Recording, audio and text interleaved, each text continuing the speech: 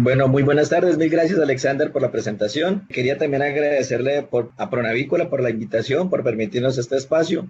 Permitirle igualmente también a Carolina Zuleta, que es la representante de nuestros productos ahí en Lanco, en la zona del Valle del Cauca, a través del distribuidor. Tiene la posibilidad, tenemos presencia territorial, en cualquier cosa que se les pueda dar un apoyo. Bueno, vamos a dar un inicio entonces a nuestra charla. Quiero hacer una breve introducción de cómo se ha comportado, digámoslo, todo de lo que es teoría de los gérmenes, cómo al principio entre Luis Pasteur y Robert Koch, en la antigüedad, ellos enfocaron y trajeron digámoslo, al punto central de que los gérmenes causaban enfermedades y los cuales eran específicos para cada tipo de enfermedad. ¿De qué sirvió esto? De darnos la posibilidad de descartar la teoría del miasma que hablaba de que solo a partir de la producción de ciertos aromas, de ciertos vapores, era que se generaban las enfermedades. O sea, descubrieron que eran los microorganismos los que los iban a causar. Posteriormente ya Elik Mekinov, ya en 1905 por ahí más o menos, ya habló de que no solo los microorganismos generaban problemas o enfermedades, sino que también podrían ser buenos y que nos podrían facilitar o ayudar en procesos tanto a nivel industrial como en la salud.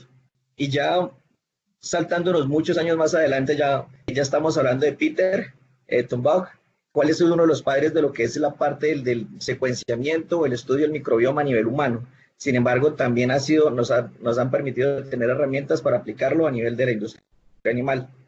¿Y por qué ha venido avanzando últimamente o por qué ha venido avanzando tan rápidamente el estudio del microbioma? Antiguamente nosotros nos veíamos limitados al estudio de los microorganismos a partir de los cultivos en laboratorio y solo se podía recuperar al menos el 1%. Ya en la época actual, Carl Wood y George Fox comenzaron a trabajar en una huella bacteriana a través de análisis genéticos y consecuentemente también lo que fue el apoyo de lo que son las proteómicas, la genómica, donde ya secuenciaron, lograron identificar esa producción de cierto tipo de compuestos a partir de las bacterias, que son las que nos permiten identificar y cómo interactúan con nosotros.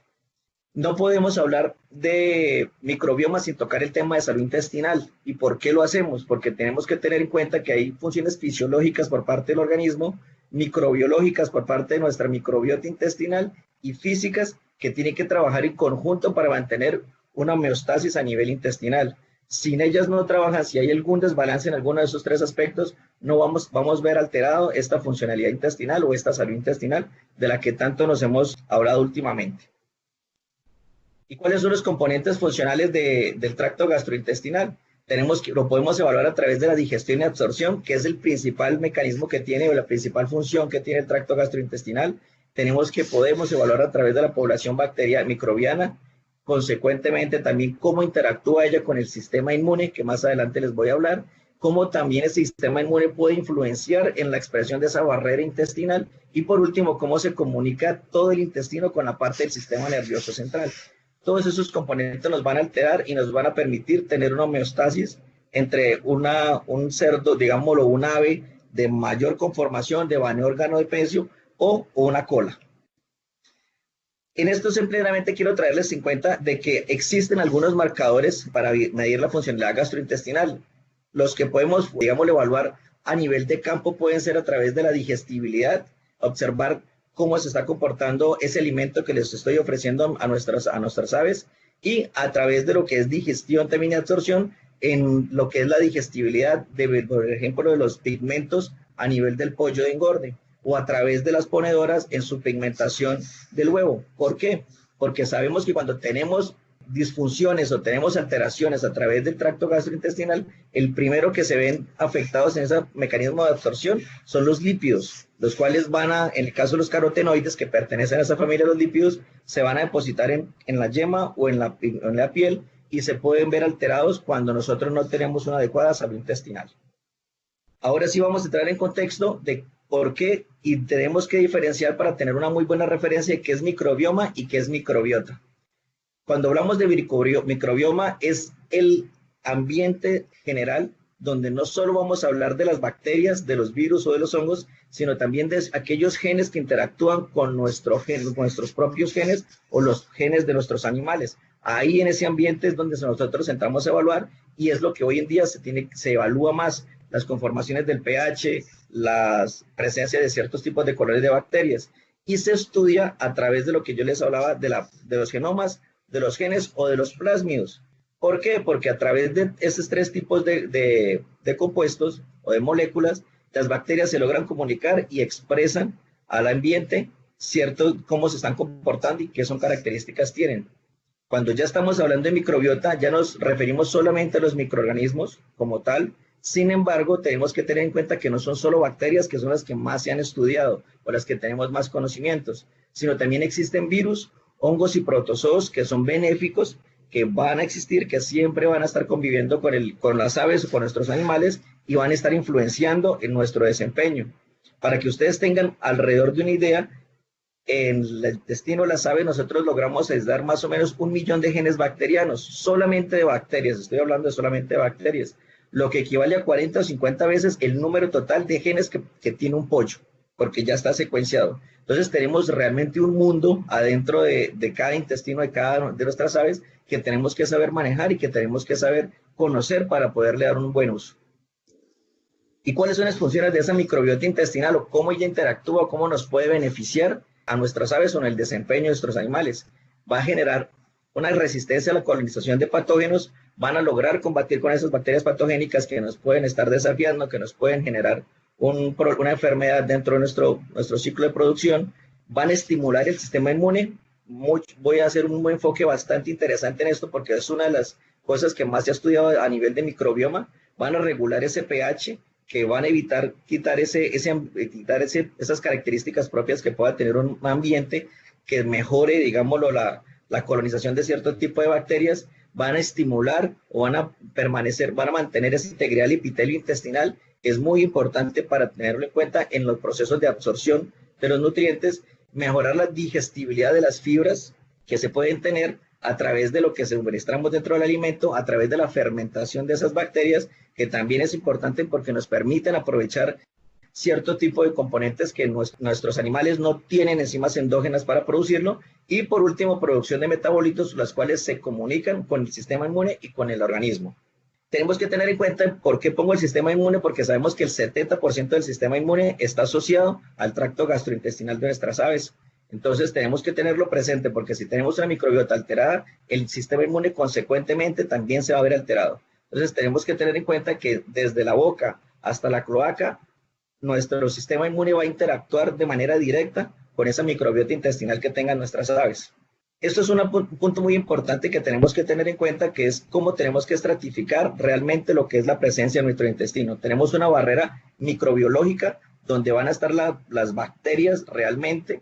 Vamos a tener una barrera química donde va a estar el moco intestinal que se produce normalmente a través de las células caliciformes. Vamos a tener la barrera física, donde van a existir los enterocitos, donde van a estar las famosas uniones oclusivas, y por último va a estar la barrera inmunológica, donde está todo nuestro sistema inmune pendiente realmente de qué es lo que está sucediendo. Y a través desde acá a acá, van a interactuar esa microbiota, va a lograr interactuar con nuestro sistema inmune y lograr regularlo.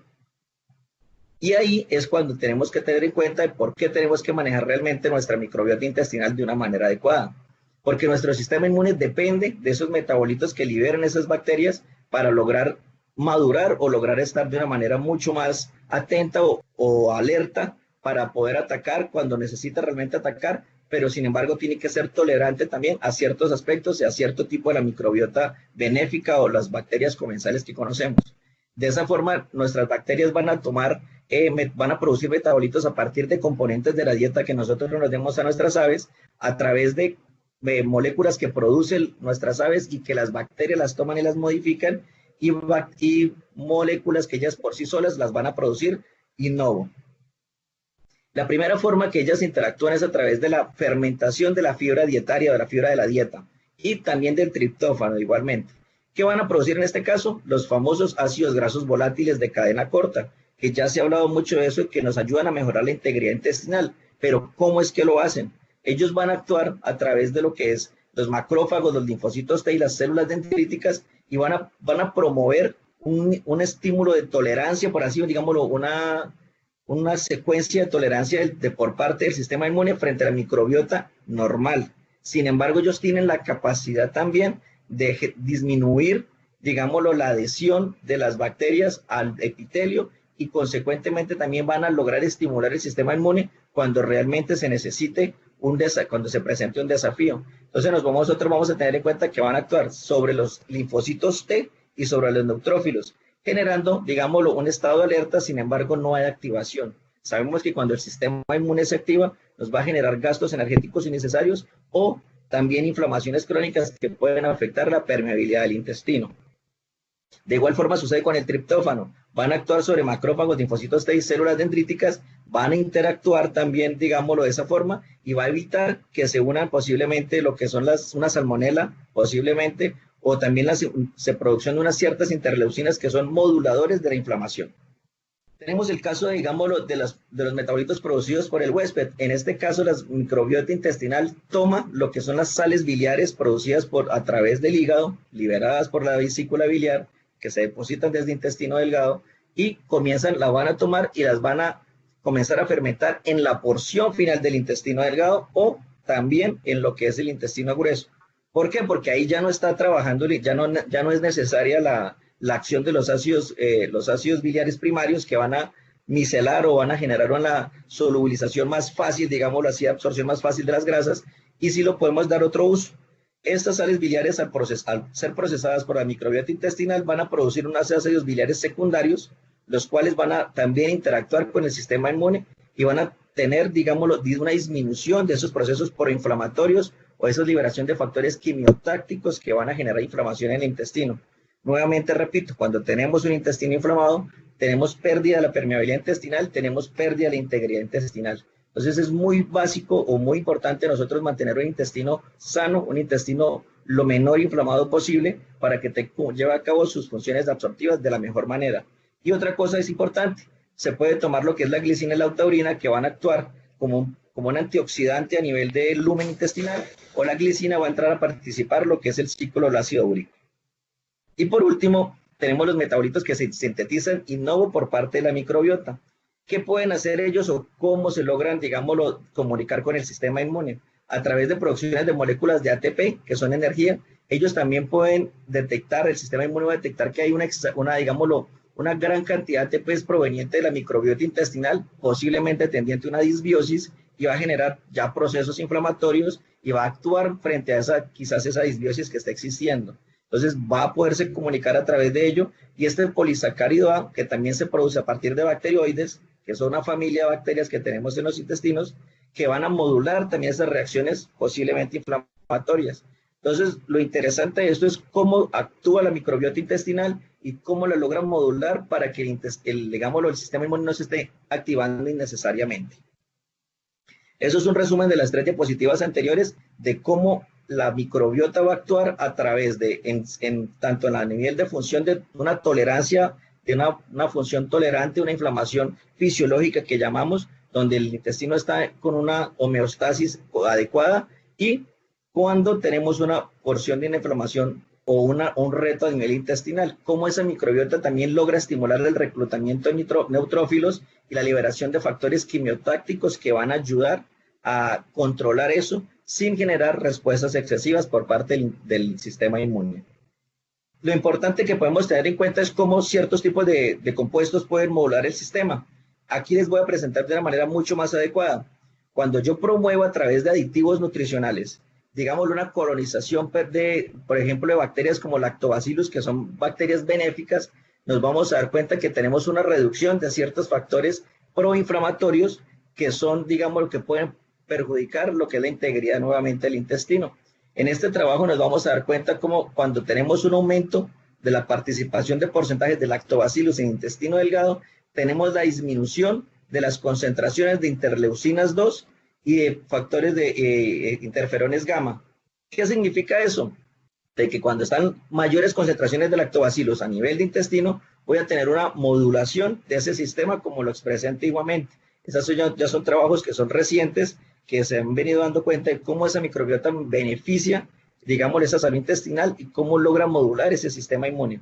Y cómo a partir de que yo disminuyo la expresión de ciertos factores proinflamatorios, tengo un beneficio, una mayor expresión. En este caso vamos a ver la barrita aquí verde y la barrita azul, de mejores, las famosas uniones oclusivas o team junctions. ¿Por qué? Porque cuando tenemos menos procesos inflamatorios, el sistema inmune, digamos, lo modula o logra aumentar esa expresión de esas barreras físicas a nivel de intestino, evitando un aumento de esa permeabilidad intestinal. Eso es un trabajo muy interesante nuevamente, donde ya suplementando un probiótico, que es un Bacillus subtilis, y cómo ese Bacillus subtilis logra modular el sistema inmune. Entonces tenemos tres tratamientos basales, donde inicialmente se tiene un tratamiento de control donde no se les aplicó nada, otro tratamiento que tiene un antibiótico, una suplementación de un antibiótico que es bacitracina a una dosis de 50 gramos por tonelada, y por último tenemos la suplementación de un Bacillus subtilis. Al día 14 de vida de esos pollos de engorde, la mitad de esos animales fue desafiado con E. coli, con un liposacárido proveniente de la coli, y los otros tuvieron un proceso de inoculación, pero con una sustancia estéril para simular un efecto placebo. Al día 15, o sea, un día posterior a esa inoculación, se les hizo un muestreo y comenzaron a evaluarse expresiones génicas que les voy a presentar.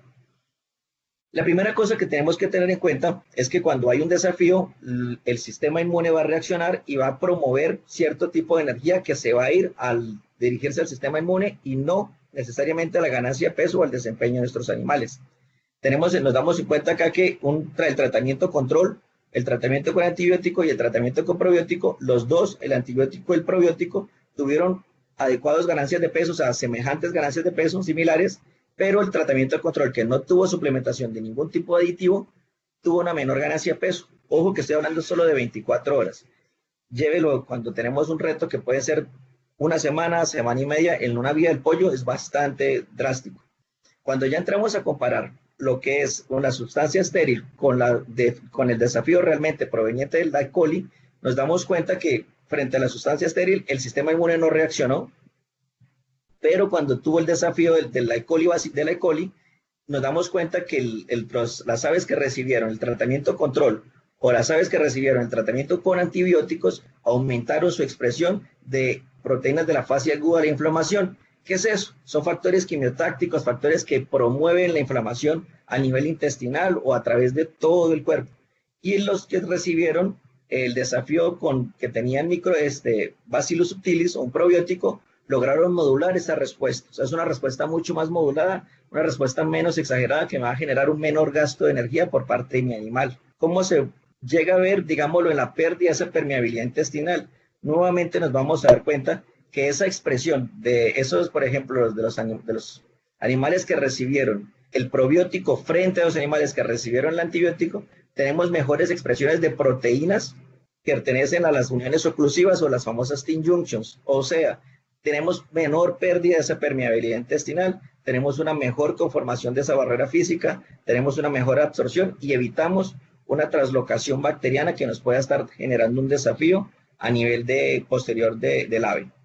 Sin embargo, tenemos que tener en cuenta que la microbiota también va variando de acuerdo a la edad de nuestros animales. En el caso del pollo engorde, nos vamos a dar, esto es una representatividad que nos vamos a hablar del porcentaje de participación de las 10 principales géneros más abundantes que tenemos en el intestino. Aquí nos vamos a dar cuenta que en los primeros días la mayor presencia va a ser de E. coli en el intestino de esas aves. ¿Y por qué? Porque normalmente ese E. coli viene de la cáscara del huevo, viene digámoslo, de esa transmisión vertical a partir de la salida de la cloaca de la reproductora, y ese E. coli va a permanecer ahí y ella logra sobrevivir hasta cuando el pollito nace y el pollito entra en contacto directo con esa cáscara de ese huevo. Entonces, ¿qué es lo que tenemos y es normal, por así decirlo? ¿Qué se tiene que hacer ahí frente a eso? Buscar suministrar un cierto tipo de probiótico en el caso, que logre llegar a competir con este E. coli para que logre desafiar del menor grado posible a ese animal en esas primeras semanas de vida. Porque se van a dar cuenta que en la primera semana de vida tenemos una predominancia de las E. coli, pero posteriormente, a partir del día 14, ya tenemos una mayor presencia de esas lactobacillus. ¿Qué podemos hacer nosotros? Adelantar esa colonización de este tipo de bacterias a la primera semana suministrando ciertos tipos de probióticos en el caso. Esto es un trabajo donde nosotros podemos evaluar cómo a través de la dieta podemos también modular a lo que es el sistema inmune de nuestros animales, o cómo podemos evaluar a través modular la expresión génica de ciertos tipos de cosas. Solo se suministró 1% de salvado de trigo en las dietas, y cierta granulometría pudo afectar o no la expresión o la entrega o la colonización de la Salmonella enteritidis. Tenemos 7 tratamientos en el total, donde tenemos 6 diferentes tipos de tamaño de partícula del salvado del trigo versus uno que no se suplementó. Y a los 10 días de vida de sus pollitos se les generó un desafío con Salmonella enteritidis. ¿Qué nos damos cuenta acá? Que cuando no tenemos suplementación de ciertos tipos de fibra, porque el salvado de trigo aporta fibra, vamos a tener que en el 100% de los animales tenemos un desafío por parte de una salmonela. O sea, todos los animales dieron positividad para eso. Cuando yo ya comencé a suministrar trigo en los otros tratamientos, tenemos la reducción de ciertos porcentajes o digámoslo, de esa incidencia de esa salmonela. ¿Qué es lo interesante que podemos tener acá? Que cuando tengo una agronometría específica de ese salvado de trigo, tengo una reducción del 50% de esa positividad o esa colonización de la salmonela. ¿Y por qué es importante esto y por qué lo traigo a colación? Cuando nosotros manejamos una granulometría, digámoslo, muy agresiva dentro de, digamos, la suplementación del animal, ese tipo de fibra como lo que es el salvado del trigo puede, digámoslo, irritar o lesionar la mucosa intestinal. Entonces, cuando tenemos digámoslo, cuando lesionamos la mucosa intestinal, promovemos procesos inflamatorios, generando un ambiente perfecto para que las salmonelas, en este caso, logren colonizar de una manera más fácil. Sin embargo, cuando yo tengo una adecuada granulometría, un adecuado tamaño de partícula del trigo, la microbiota intestinal puede acceder mucho más fácil a esto. El trigo no me va a alterar la mucosa intestinal y se pueden producir los ácidos grasos volátiles. Y a partir de eso es que nos damos cuenta, la suplementación de salvado de trigo, así sean porcentajes bajos, promueve la expresión de los ácidos grasos volátiles. ¿Qué significa eso? Voy a modular mi sistema inmune y consecuentemente también voy a lograr reducir el pH en el intestino, lo que me va a evitar o quitarle condiciones óptimas a que una salmonela logre colonizar. Otro punto a tener en cuenta es el uso de antibióticos que nosotros tenemos a nivel de industrial o a nivel de nuestras producciones. Los antibióticos hoy en día aún son necesarios y todo lo tenemos en cuenta. Sin embargo, nosotros como el ANCO lo que promovemos es un uso racional de los mismos, con el cual logremos, digámoslo, en puntos especiales, tenerlos presentes y a utilizarlos como unas herramientas porque aún las necesitamos. Sin embargo, son 2 puntos importantes que puedo tener en cuenta. Cuando nosotros suplementamos ciertos tipos de antibióticos, yo estoy alterando de manera, y aún más cuando suplementamos antibióticos de amplio espectro, yo altero de manera un impacto muy grande en mi microbiota intestinal. ¿Qué sucede con eso? Les traigo 2 ejemplos sobre todo lo que es en medicina humana, porque acabamos produciendo huevos para consumo humano, acabamos produciendo carne para consumo humano. Y de cierta forma, por ciertos tipos por más de que haya tiempos de retiro, algunos trazos de antibióticos pueden existir o algún mal manejo que se dé por parte también puede generar trazos de antibióticos ahí. Se han dado cuenta que hay una interacción grande entre el antibiótico, la suplementación de antibióticos y la maduración del sistema inmune. Otro punto a tener en cuenta es que cuando usamos indiscriminadamente antibióticos en dosis altas, sin cualquier tipo de ciclo de producción, que podemos generar resistencias bacterianas, las cuales pueden acabar llegando a lo que son los humanos. Y podemos estar generando mortalidades o problemas infecciosos digámoslo, de gran impacto a nivel de salud humana a partir de usos mal dados del antibiótico.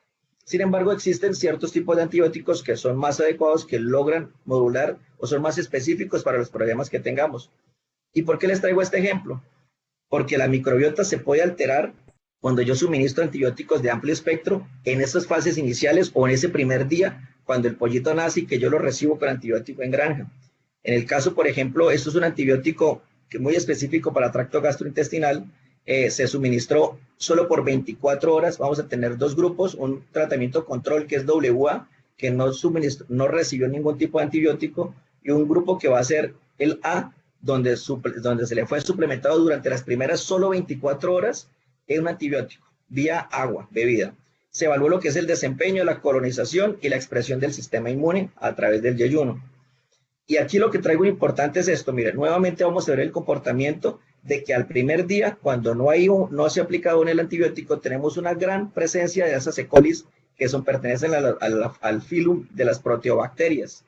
o a la familia de las enterobacterias. Y normalmente tenemos otros tipos de bacterias ahí. Los lactobacillus no tienden a ser representativos, comienzan a aparecer o comienzan su aparición normalmente en grandes proporciones a partir de las 10, 11 días.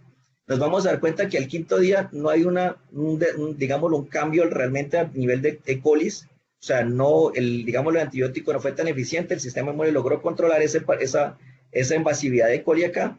Sin embargo, lo que vamos a dar cuenta es que va a haber una leve tendencia a una disminución de los lactobacillus que, como les mostré, logra controlar la inflamación intestinal, ¿sí? ¿Qué nos vamos a dar cuenta posteriormente el día 14? Que al día 14 sí tenemos un 12% menos de participación de este lactobacillus cuando yo comparo los libres de antibióticos versus los que recibieron antibióticos. ¿Qué significa eso? De que modulé o que alteré la microbiota intestinal, el desarrollo de esa microbiota, y consecuentemente estoy alterando la modulación o la expresión del sistema inmune. ¿Por qué? Porque cuando tenemos esa diferencia ya grande a día 14, lo podemos ver acá, esos son la expresión del linfocitos T va a ser menor, se van a dar cuenta que van a ser menor, a pesar de que no hay una diferencia significativa estadística, la porción o la participación de linfocitos T en ese intestino de esa ave que recibió antibiótico va a ser menor versus una ave que no recibió un antibiótico a ese primer día. Cuando ya entramos a compararlo con células de macrófagos, nos damos cuenta que sí hay una diferencia significativa a ese día 14. Los días anteriores no lo hay, no expresa, pero puede estar asociado a esa expresión de que no hay una diferencia tampoco drástica entre esos lactobacillus. Cuando lo tenemos el día 14 que se evalúa acá, nos damos cuenta que las aves que no recibieron ningún tipo de antibiótico tuvieron una mayor expresión de esas células de macrófago versus las que no tuvieron, las que recibieron ese antibiótico. ¿Qué significa eso? Que el sistema inmune está más capacitado, que maduró mucho más rápidamente y que puede estar mucho más atento, mucho más ligado al desafío que pueda estar recibiendo una ave a esa edad versus una ave que recibe un antibiótico. Lo hablan es de que, y todo eso está asociado a la maduración o a esa expresión de esa microbiota intestinal. Sin embargo, nosotros tenemos antibióticos muy específicos, contamos con esas herramientas de antibióticos específicos en el mercado que van a generar un menor impacto en esa microbiota intestinal. Entonces nos vamos a dar cuenta que, por ejemplo, las aves que no recibieron antibiótico tienen una línea azul, que es esta que está acá, y tenemos una expresión bastante amplia de diversidad de microbiota intestinal. Cuando yo suplemento, por ejemplo, en el caso, un alquinol, nos vamos a dar cuenta de que se comporta de manera semejante, no igual, porque todo antibiótico va a generar un impacto a nivel del tracto gastrointestinal. Todo antibiótico lo va a generar, sin embargo van a generar unos que van a tener menor impacto porque son mucho más específicos y van a actuar sobre ciertos grupos de bacterias que son las que tiene que ir a atacar. Entonces, por ejemplo, en el caso del alquinol va a generar un menor, digamos, un desafío al tracto a la microbioma intestinal versus lo que, por ejemplo, puede generar una enramicina, que se van a dar cuenta que realmente cambia toda la expresión de esa microbiota y esa diversidad de esa microbiota. Entonces tenemos que tener en cuenta realmente identificar cuáles son nuestros principales problemas y saber qué antibiótico realmente necesitamos para cierto tipo de problema. Tenemos que tener ese conocimiento y evitar el uso excesivo, por así decirlo, de ciertos antibióticos de amplio espectro. Siempre recomendamos un uso racional de los mismos. En este caso también vamos a hablar ya de qué tipos de aditivos nutricionales me pueden ayudar o me pueden beneficiar la expresión de esa microbiota posterior a un tratamiento con antibiótico. Si yo no tuve otra opción y tuve que generar un tratamiento con antibióticos, siempre es recomendable, posterior a ese tipo de tratamientos de antibiótico o previos o posteriores también a manejos que generen bastante estrés, como en el caso de nuestras aves, un despique o unos tipos de vacunaciones, en el caso de las ponedoras, que se suplementen ciertos tipos de aditivos que le refuercen o le den, digámoslo, esa energía al sistema inmune para que se logre, a la microbiota intestinal, perdón, para que logre modular ese sistema inmune de manera adecuada. Hay ciertos tipos de criterios de selección para los probióticos, aquí los tenemos expuestos. En el mercado hoy en día existen tres grandes grupos de esos prebióticos que nos pueden beneficiar la expresión de esa microbiota intestinal, que son los mannanoligosacáridos, los fructooligosacáridos y los galactooligosacáridos.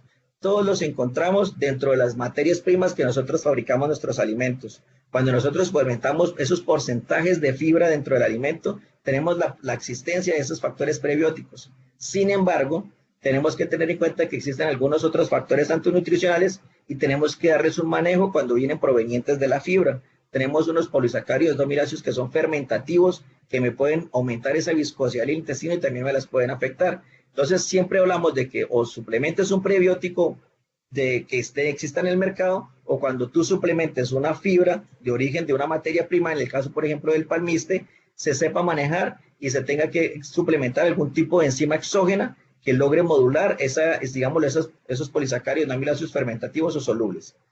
Y aquí está el mejor claro ejemplo de, por ejemplo, cuando usamos palmiste, una materia prima muy común en lo que es en Colombia, la suplementación de ese palmiste, ella cuenta con unos oligosacáridos que en este trabajo lo que hicieron fue extraerlos, purificaron esos oligosacáridos provenientes del palmiste y se los suplementaron a unos pollos de engorde.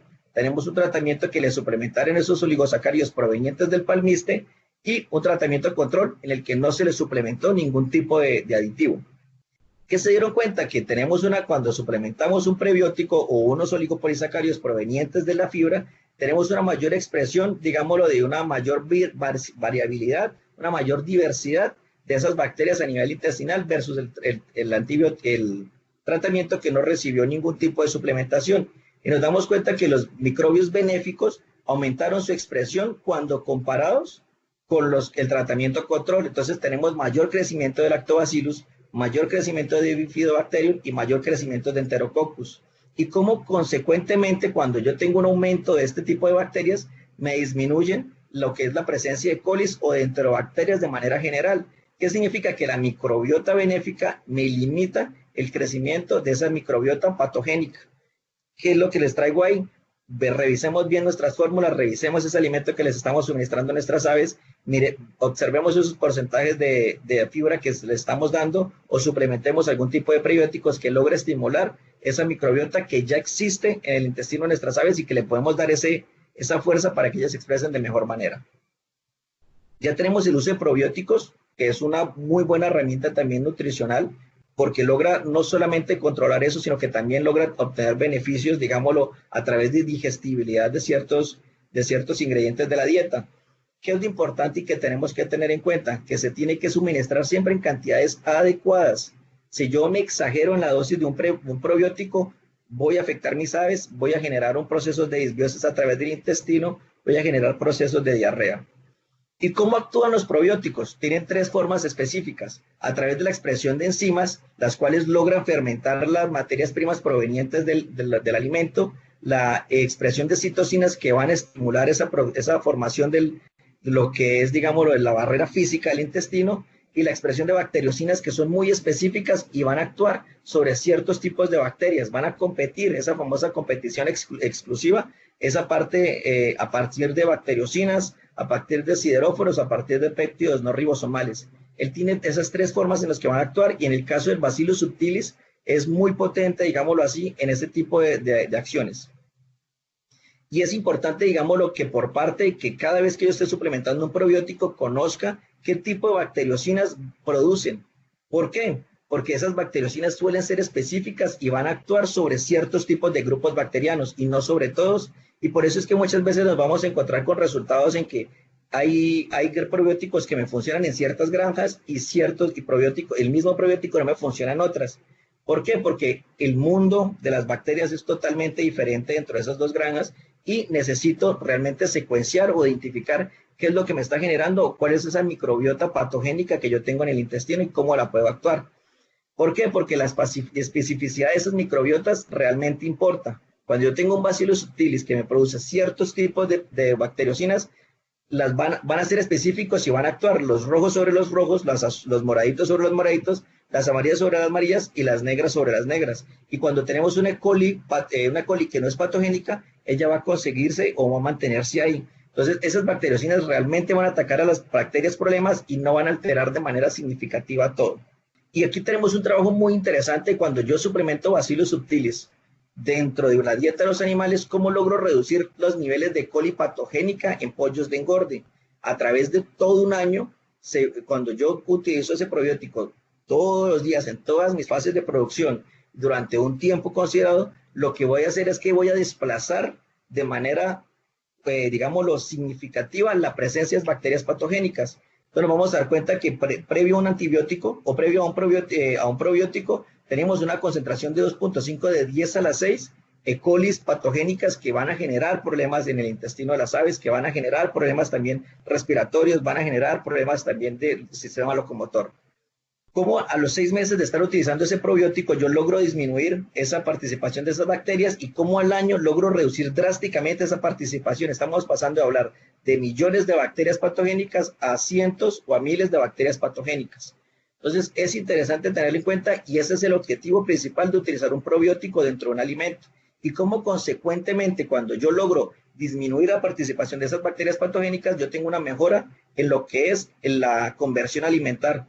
Cuando nosotros comparamos el año anterior, inmediatamente anterior, versus los desempeños del año siguiente, cuando ya se utilizó el probiótico, tenemos mejoras en ese desempeño, donde llegan a promediarse hasta un 4 puntos, en las 4 puntos de conversión, en esas mejoras del desempeño, solo con el uso de un probiótico que me logra controlar o que logra ser potente en el control de esas bacterias patogénicas. Por último, manejamos lo que son los fitobióticos, los que son digámoslo, los aceites esenciales que también se puedan hablar. ¿Por qué? ¿Cómo van a actuar ellos? Van a actuar a través de alterando la permeabilidad de la membrana de la bacteria. ¿Por qué? Porque al ser hidrofílico, lipofílico, esas sustancias o los aceites esenciales se van a meter al interior de esa bicapa fosfolipídica de las bacterias y van a alterar esa permeabilidad, inhibiendo que las bacterias se logren reproducir, inhibiendo que las bacterias se logren comunicar y también va a estimular consecuentemente el sistema inmune. Y nuevamente les presento un desafío con salmonela, que es lo que podemos, digamos, tener mayores desafíos a nivel de campo, a nivel de Colombia. Tenemos 2 grupos iniciales de aves, donde una no se le suplementó ningún tipo de fitobiótico y donde otra se le suplementó un fitobiótico a base de aceites esenciales provenientes del ajo, el tomillo y el eucalipto, 90 gramos por tonelada. A los 19 días de vida de esas aves se les suministró un desafío por Salmonella enteritidis y subdividiendo el grupo en 4, donde tenemos el 1 y el 3, que fueron grupos que no fueron desafiados, y el 2 y el 4, donde fueron desafiados, versus la adición o no del fitobiótico. ¿Qué nos vamos a dar cuenta acá? Y los voy a traer rápidamente a lo que es la presencia del grupo 2, que es un desafío por Salmonella enteritidis sin la suplementación de ese fitobiótico. Vamos a tener una disminución grande de la participación de las familias de los bacillus y los lactobacillus nuevamente. Nos damos cuenta acá que la salmonela altera totalmente lo que es la conformación de la mucosa intestinal, de ese microbioma también, y va a beneficiar el crecimiento de otras, va a disminuir la presencia de lactobacillus y va a estimular la presencia de pseudomonas, de pasterelas, de campylobacter o de enterobacterias de manera general. Aquí lo tenemos nuevamente. Entonces, cada vez que perdemos nosotros participación de un lactobacillus en intestino delgado, tenemos ganancias de enterobacterias que nos van a desafiar ese animal. Entonces, eso es lo que sucede dentro del intestino y es lo que tenemos que evitar. Cuando nos damos cuenta que cuando tenemos un desafío, pero estoy suplementando algún tipo de aditivo de ese tipo que logre estimular o que logre fortalecer esa microbiota intestinal, tenemos un crecimiento interesante. No va a ser el mismo, lógico, pero tenemos un crecimiento interesante de esos lactobacillus, evitando, ejemplo, que se nos desafíe, digamos, que se aumente esa población de esas enterobacterias. Entonces, eso es lo que les traigo para, digámoslo de manera específica. Tenemos que saberle dar un manejo a esa microbiota intestinal. Tenemos que tener ese conocimiento de esa microbiota, lograr fortalecerla para evitar ese tipo de desafíos por parte de bacterias patogénicas. Y como resumen de todo lo que se está hablando, la microbiota va a tener una comunicación constante con el sistema inmune, va a tener una comunicación constante con ese epitelio gastrointestinal, y que cuando yo alimento y nutro realmente tanto mi animal como esa microbiota, logro tener una salud intestinal adecuada y voy a tener una respuesta adecuada por parte del sistema inmune, pero también receptiva, y voy a ver también que mi epitelio va a lograr absorber y digerir de manera adecuada las nutrientes que les estoy suplementando dentro de la dieta. De esa manera, como conclusiones les traigo que tenemos que conocer y comprender el microbioma como una herramienta de salud intestinal. Los antibióticos son, digámoslo, son una herramienta de igual forma, pero también tenemos, digámoslo, herramientas alternativas que nos pueden dar una ayuda o una mano frente a eso. que la microbioma y la microbiota juegan un problema muy importante dentro de los programas de uso racional de antibióticos. Si ustedes en algún momento han llegado a considerar que quieren disminuir el uso de ciertas sustancias antibióticas, comencemos a pensar en este tipo de aditivos nutricionales que nos pueden fortalecer ese sistema inmune, nos pueden mejorar también la expresión de esa microbiota intestinal, y que implementar esos aditivos nutricionales o colocar materias primas funcionales, en el caso de la fibra, como factor promotor, digámoslo así, de esa microbiota intestinal, como mejoradores de salud y desempeño. Mil gracias.